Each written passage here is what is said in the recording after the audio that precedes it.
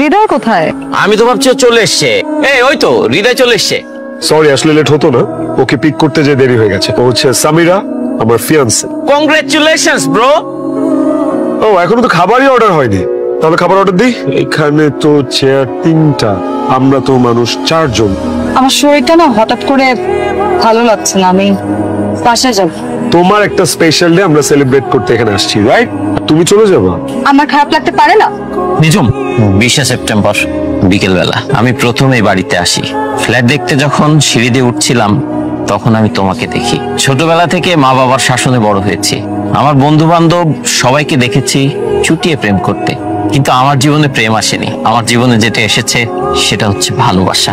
আমি প্রথম যেদিন তোমাকে দেখেছি সেদিনই তোমাকে ভালোবেসে ফেলেছি। নিজম আমি তোমার সাথে সারাটা জীবন কাটাতে চাই, তোমার সাথে বুড়ো হতে চাই। তুমি কি আমার হাতটা ধরবে প্লিজ? ইয়েস। ওয়াও, রাতুলকে আংটিটা পরাই দে। নিজুম তাড়াতাড়ি পড়াও, আরে সবাই তো ওয়েট করছে। আলহামদুলিল্লাহ।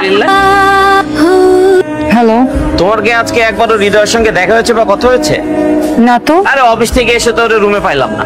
ভালো হয়তো ছাদে আছে, ছাদেও নাই। বাসার আশেপাশে খুঁজলাম, সেখানেও নাই। কতক্ষণ ধরে ওকে ট্রাই করছি ফোনে, ফোনটাও বন্ধ। না, আমার সাথে তো কোনো কথা হয় নাই। দেখো, হয়তো ওর কোনো রিলেটিভের বাসায় গেছে, অথবা এরকমও তো হইতে পারে ওর ফিয়ান্সের সাথে কোথাও ঘুরতে গেছে। আমার তো দাঁড়ান তো সামিরা, আমি তো ভেবেছিলাম তুমি হৃদয়ের সাথে আমার এঙ্গেজমেন্টে আসবে, আসলে না যে। তোমার কি আজকে হৃদয়ের সাথে কথা হয়েছে? কথা হয়েছে। আমিও না রাতুলকে একই কথাই বলেছি যে তোমার সাথে তো হৃদয়ের কথা হবেই। ও আরো হৃদয়কে খুঁজে না পেয়ে টেনশন করছে অযথা।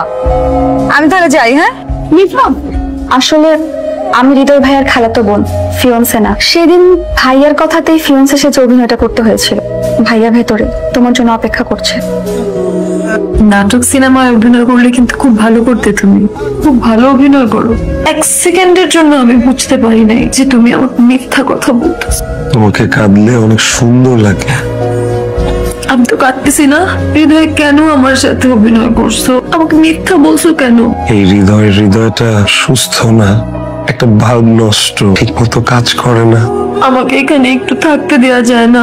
না, এই জায়গাটা পরিত্যক্ত, মানুষ বসবাসের অযোগ্য হয়ে গেছে, কেউই থাকতে পারবে না। সত্যি করে কথা বলবা, তুমি কি আমাকে কখনো ভালোবাসো নাই? 20শে সেপ্টেম্বর বিকেল বেলা অফিস থেকে ফেরার পথে আমি প্রথম এই বাড়িতে আসি ফ্ল্যাট দেখতে। ফ্ল্যাট দেখতে যখন সিঁড়ি দিয়ে উঠছিলাম তোমাকে প্রথম দেখি।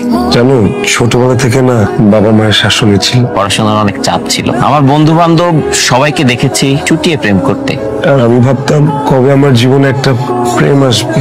আমার জীবনে কোনো প্রেম আসেনি, এসেছিল ভালোবাসা। জীবন, তোমাকে অনেক ভালোবাসি। আমি সারা জীবন তোমার সাথে কাটাতে চাই, তোমার সাথে বুড়ো হতে চাই। প্লিজ আমার হাতটা ধরবে। সেদিন রাতুলের সে কথাগুলো তোমার ছিল, তাই না? আমি তোমাকে ছাড়া থাকতে পারবো না। আমাকে কষ্ট দিয়ে এইভাবে চলে যাও না। আমি তোমাকে নিয়ে বিদেশ চলে যাব। বিদেশে গিয়ে তোমার ভালো ট্রিটমেন্ট হবে, তুমি সুস্থ হয়ে যাবে। তুমি দেখো, তোমার কিচ্ছু হবে না, সব ঠিক হয়ে যাবে। হৃদয়, হৃদয়।